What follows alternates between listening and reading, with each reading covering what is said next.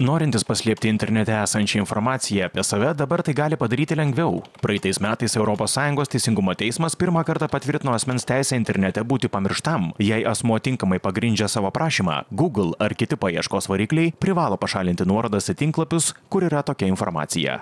Turi dingti tie duomenys, kurie buvo surinkti davus sutikimą juos rinkti apie asmenį.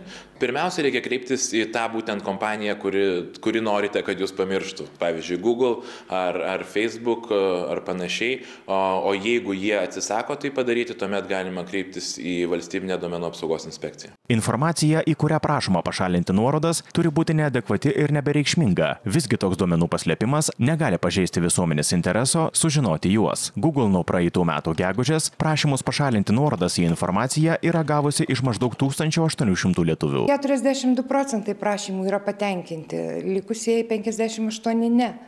Tai yra įvairios priežastys, kai kurie žmonės yra per daug reikšmingi visuomenė, yra vieši asmenys, jų informacija neištrinama. Yra žmonės, kurie yra turinio valdytojai, puslapio turinio valdytojai, jų taip pat informacija neištrinama.